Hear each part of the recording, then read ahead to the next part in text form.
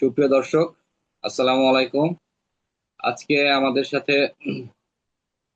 সাক্ষাৎকারে যিনি আছেন উনি হচ্ছেন মারুফ ভাই। এবং আজকে আমরা কথা বলবো ডক্টর মারুফের সাথে, যিনি মাইশা এডুর প্রতিষ্ঠাতা। প্রথমে আমরা তার উদ্যোগ সম্পর্কে জানবো।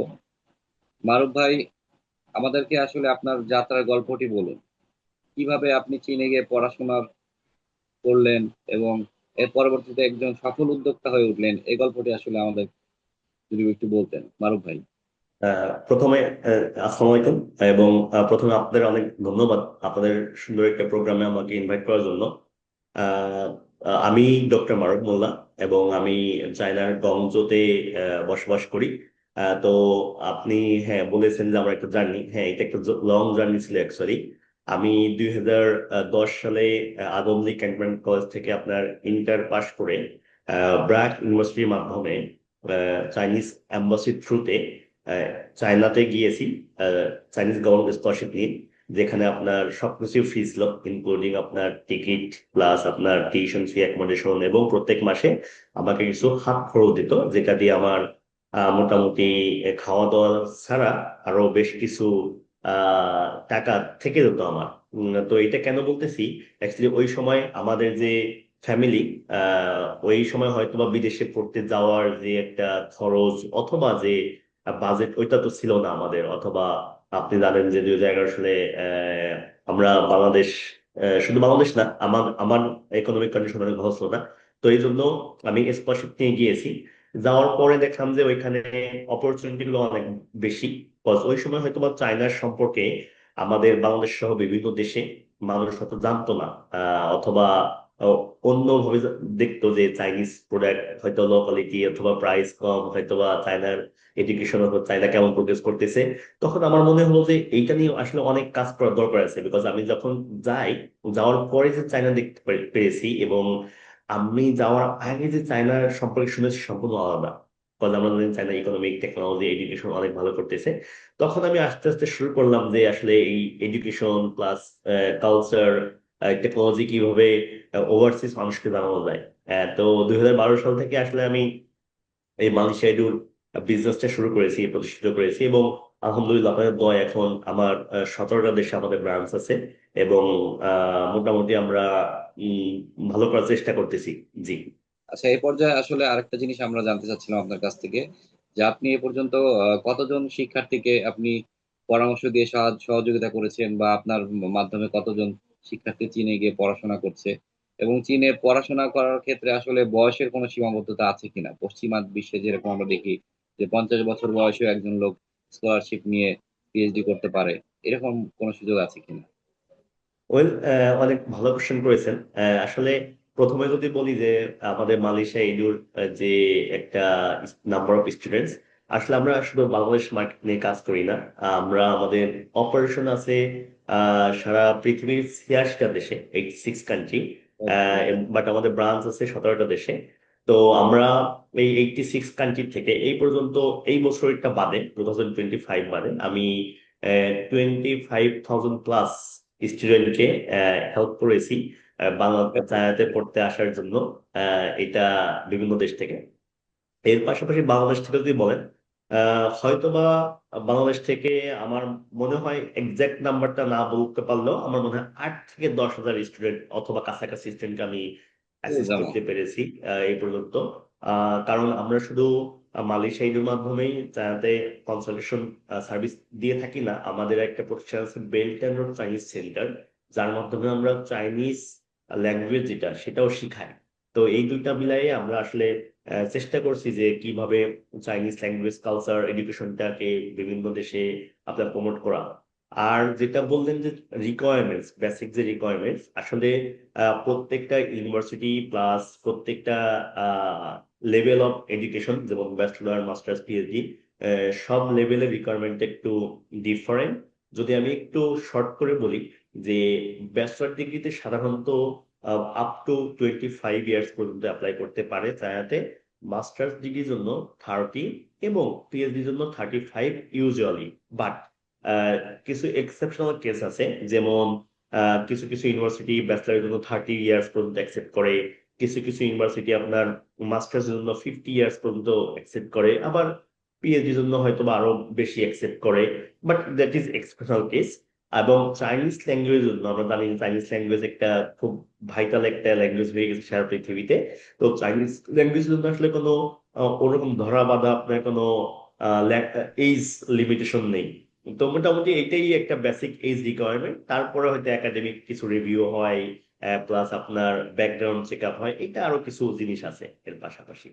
তো আপনার সংযুক্ত যে বিশ্ববিদ্যালয়গুলো রয়েছে সেখানে আসলে কোন কোন বিষয়ে পড়াশোনার সুযোগ রয়েছে, এবং বাংলাদেশিরা আসলে কোন বিষয়গুলোতে বেশি পড়াশোনা করতে আগ্রহী?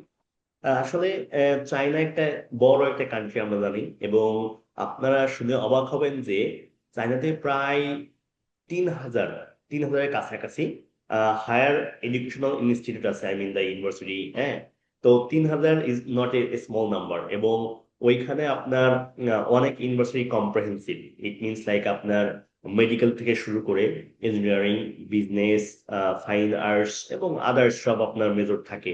বাট আপনি যদি পপুলার মেজর বলেন, স্পেশালি ফরেনার, আরো স্পেসিফিক যদি আমি বাংলাদেশের কথা বলি, বাংলাদেশ থেকে যারা পড়তে যায় চায়নাতে, এর ভিতরে রয়েছে ইঞ্জিনিয়ারিং স্টুডেন্ট, যেমন computer science, civil engineering, AI, aeronautical engineering, mechanical engineering, automation, electronics engineering, biomedical engineering, এবং এর পাশাপাশি নতুন যে সাবজেক্টগুলো আসতেছে যেমন আপনার ডিজাইন, ম্যানুফ্যাকচারিং, এইগুলা। আর যদি আমি ইঞ্জিনিয়ারিং বাদে বলি, এমবিবিএস, এমবিবিএস অনেক স্টুডেন্ট পড়তে যাচ্ছে বাংলাদেশ থেকে, ফার্মাসি থেকে যাচ্ছে অনেক, নার্সিং। এর পাশাপাশি আপনার রয়েছে BBA, international economics and trade, tourism management, hotel management, আরো আছে আপনার কিছু ল্যাঙ্গুয়েজ এন্ড লিটারেচার। এই মেজরগুলো মোটামুটি বাংলাদেশি স্টুডেন্ট বেশি চুজ করে। যাক, অনেকগুলো সাবজেক্টই আছে, আমরা জেনে খুব আনন্দিত হলাম। এবং এখানে আসলে পড়াশোনার খরচটা কেমন? ওয়েল, এটা অনেক গুড একটা কোশ্চেন, এবং সবাই আসলে জানতে চায় যে আসলে আমি চাইতে যাচ্ছি, আমার খরচটা বেশি হবে না কম হবে, আমি কি অ্যাফোর্ড করতে পারবো কিনা। তো এর এর এর আগে আমি একটু একটু বলে রাখি যে বাংলাদেশ হলো চায়নার একটা বেল্ট অ্যান্ড রোড ইনিশিয়েটিভ কান্ট্রির একটা পার্ট। এবং সাউথ এশিয়ার আমরা জানি যে বাংলাদেশ এবং চায়নার ফ্রেন্ডশিপটা খুবই খুবই ভালো। এই জন্য চাইনিজ গভর্নমেন্ট এবং চাইনিজ ইউনিভার্সিটি সবসময় বাংলাদেশি স্টুডেন্টদের প্রায়োরিটি দেয় based on admission, based on scholarships.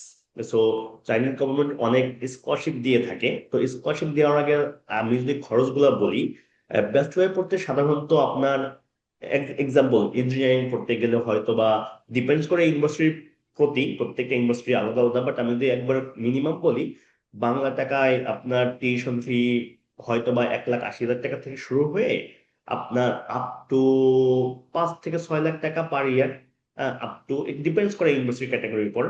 আর যদি আপনি বিজনেস রিলেটেড মেজর কথা চিন্তা করেন, মোটামুটি সেম, বাট এমবিবিএস একটু বেশি, বিকজ আমরা জানি যে মেডিকেল এডুকেশনটা সব জায়গায় একটু এক্সপেন্সিভ, যেটা আপনার হয়তো বা শুরু হয় 4 লাখ থেকে 7 লাখ টাকা পর্যন্ত পার ইয়ার। এখন এইটাকে আপনারা আহ যদি হয়তো বা মনে করেন যে না চাইলে একটু এক্সপেন্সিভ, একটু এক্সপেন্সিভ না কেন, যারা ভালো স্টুডেন্টস, যাদের ভালো স্টুডেন্ট, তারা কিন্তু স্কলারশিপের একটা অপরচুনিটি রয়েছে, এবং স্কলারশিপটা মোটামুটি বাংলাদেশি ম্যাক্সিমাম স্টুডেন্ট অ্যাচিভ করতে পারে, হয়তো বা কম আর বেশি। যেমন যেমন আমি একটা এক্সাম্পল দিই, কিছু কিছু ইউনিভার্সিটি আপনার ফ্রি টিউশন করে দেয়, 100% টিউশন ফ্রি। আবার পাশাপাশি দেখা যাচ্ছে কিছু অ্যাকোমোডেশন ফ্রিও করে দিচ্ছে। তো তাহলে আপনার শুধু থাকার খরচ লাগতেছে না, টিউশন ফি লাগতেছে না, শুধু আপনার খাওয়ার খরচটা লাগতেছে, ফ্লাইট টিকিট সহ আনুষঙ্গিক অল্প খরচ আছে। কিন্তু কিছু কিছু ইউনিভার্সিটি আবার 50% ডিসকাউন্ট দিচ্ছে, অথবা 70% ডিসকাউন্ট দিচ্ছে, 40% ডিসকাউন্ট দিচ্ছে। তো মোটামুটি ওয়ান অ্যাভারেজ আমাদের এক্সপিরিয়েন্স অনুযায়ী আপনার থাকা প্লাস টিউশন ফি যদি 2 লাখ টাকার কম, কম বাজেট থেকে 2 লাখ টাকার ভিতরে হয়ে যায় স্কলারশিপের পরে সাধারণত। আর খাওয়ার কস্টটা আমি বলবো আমাদের বাংলাদেশের ক্যাপিটাল ঢাকা, ঢাকার মতোই। যেমন আমি যখন পড়ালেখা করছি তখন 5-6 হাজার টাকা দিয়ে খেতে পারতাম, কিন্তু পার মান্থে, কিন্তু হয়তো বা এখন একটু বেড়েছে।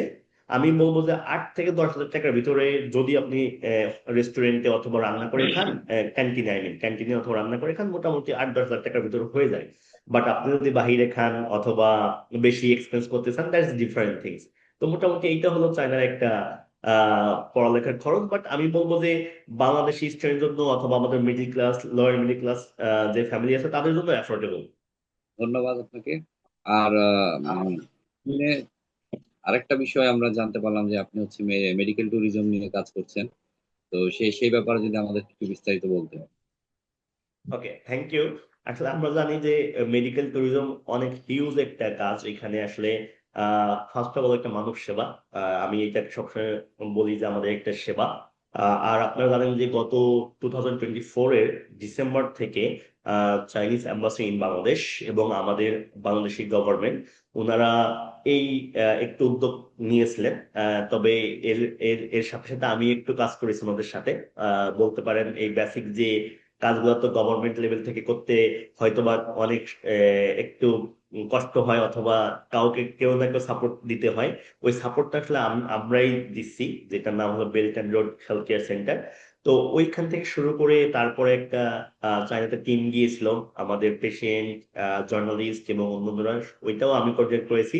এবং আপনারা জানেন যে রিসেন্টলি আপনার একটা এক্সিবিশন হলো মেডিকেল ট্যুরিজম, ওইটাও আমরা করেছি অ্যাকচুয়ালি।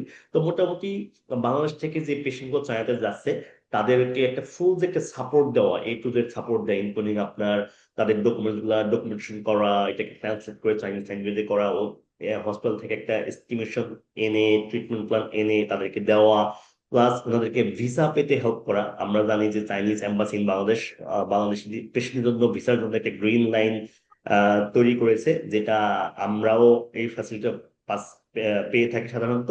তো ভিসা থেকে শুরু করে আপনার টিকিটিং, হোটেল, তারপর এখানে ট্রান্সলেটর, বাংলাদেশি খাবার, বাংলাদেশি একটা এনভায়রনমেন্ট, ওইখানে যাওয়ার পরে ফলো আপ করা এবং ওইখান থেকে আসার পরে ফলো আপ করা। তো মোটামুটি আমরা এই সার্ভিস গুলা ফুল একটা সার্ভিস দিচ্ছি আপনাদের দয়। জি। জি, আলহামদুলিল্লাহ। আরেকটা জিনিস জানতে চাচ্ছিলাম ভাই, সেটা হচ্ছে যে এই ইন্ডিয়া, থাইল্যান্ড এই সমস্ত দেশের তুলনায় আসলে চায়নার চিকিৎসার খরচটা কেমন, তুলনামূলকভাবে বেশি ব্যয়বহুল নাকি তারপরে ওকে, থ্যাংক ইউ। মানসম্মত তো ভালো? অ্যাগেইন আমি আপনাকে কস্ট বলার আগে আমি ফোকাস করব কোয়ালিটি। আমরা জানি যে চাইনিজ যে quality of treatment, quality of education, technology, এটা অ্যাডভান্স।